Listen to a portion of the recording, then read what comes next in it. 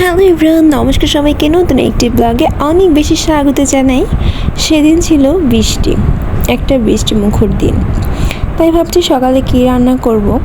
তাই কিছু না ভেবে একটু ডালে চালে খিচুড়ি বসিয়ে দিলাম। খিচুড়িটা আমি একটু পাতলাই করব, মানে অতটা পাতলাও থাকবে না, মোটা থাকবে না, ঘন মোটামুটি থাকবে আর কি। এখানে আমি হালকা সবজি দিব, তাই সবজিগুলো কেটে নিচ্ছি।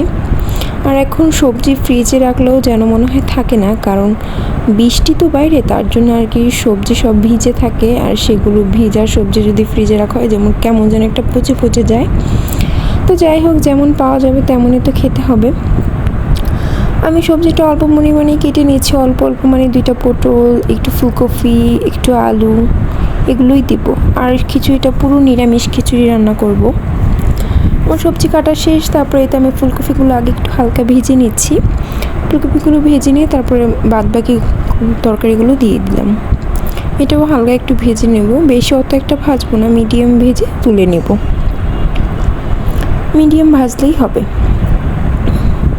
বেশি ভাজলে আবার আর কি তরকারির স্বাদটা চলে যায়।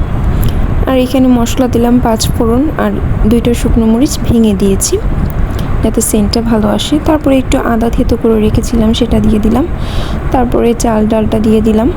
এটা দিয়ে হালকা একটু ভেজে নেব, যেহেতু সেদ্ধ চাল সেহেতু বেশি ভাজবো না। তারপরে নুন, হলুদ আর বেশ 8টা থেকে 10টার মতো কাঁচা লঙ্কা দিয়ে দিলাম। এটা দিয়ে একটু নেড়ে চেড়ে তারপরে আমি আর কি রাইস কুকারে বসিয়ে দিব। রাইস কুকারে ওইদিকে জলটা গরম হতে দিয়েছি। এটা হালকা ভেজে নিয়ে তারপর রাইস কুকারে ঢেলে দেবো, তাহলে হয়ে যাবে। বর্তমানে জিনিসের যা দাম, আমাদের মতো সাধারণ মানুষের আর কি সব কিছু ব্যয়বহুল হয়ে যাচ্ছে আর কি, হাতের ধরাছোঁয়ার বাইরে আর কি। জিনিসের দাম যদি কমতো আর কি, সাধারণ মানুষ একটু খেয়ে পরে বাঁচতে পারতো। যেমন আছে খেতে তো হবেই, পেটকে তো আর না বলা যাবে না। যার যতটুকু আর কি খাওয়া দরকার সে তো ততটুকুই খাবে, কিন্তু জিনিসপত্রের এত দাম। তারপরে পাশাপাশি মামামের খাবারটাও বসিয়ে দিয়েছি। এখানে আমি এখন কিছুটা বলক চলে এসেছি, ভাজা আর কি তরকারিগুলো দিয়ে দিলাম।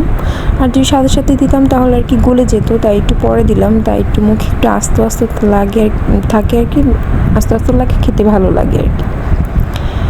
তারপরে এই যে কৌটোগুলো ধুয়ে দিয়েছিলাম, পুজো তো সামনে চলে এসেছে, সবার তো ধোয়াধাই শুরু হয়ে গেছে অলরেডি, অনেকের শেষ, আমাদেরও প্রায় শেষ। কৌটো সব ধুয়ে দিয়েছিলাম, মশলাগুলো আলাদা রেখে দিয়েছিলাম, সেগুলো এখন কৌটো শুকিয়ে দেন মশলাগুলো ঢেলে নিচ্ছি। এই যে একটু আটা ঢেলে নিলাম, মরিচ ঢেলে নিলাম, সব কিছু আর কি কৌটোতে ভরে নিচ্ছি। আর কয়েকদিন ধরে এমন বৃষ্টি নামছে যে কিছুই রোদ দেওয়া হচ্ছে না।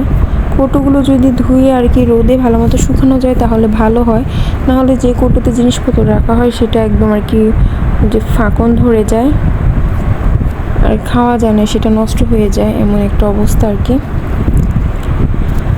তারপর সব মশলাগুলো আমি এক এক ঢেলে নিলাম। এখানে কিছুটা হলুদ ছিল, সেটাও ঢেলে নিলাম। হলুদের কৌটো নাকি মাজতে হয় না সব সময়, মা বললো, মানে শাশুড়ি, আমার দিদি শাশুড়ি, মানে মায়ের শাশুড়ি নাকি কখনো হলুদের কৌটো মাজতো না, তাই মাও মাজে না, তাই আমিও আর কি মাজি না। কথা বলতে বলতে আজকের খিচুড়িটা আমার হয়ে গিয়েছে। নামানোর আগে একটু সরিষার তেল আর একটু গরম মশলা দিলাম। আজকের ভিডিওটা এই পর্যন্ত, ভালো লাগে একটা লাইক দিয়ে পাশে থাকবেন। ধন্যবাদ সবাইকে, থ্যাংকস ফর ওয়াচিং, বাই।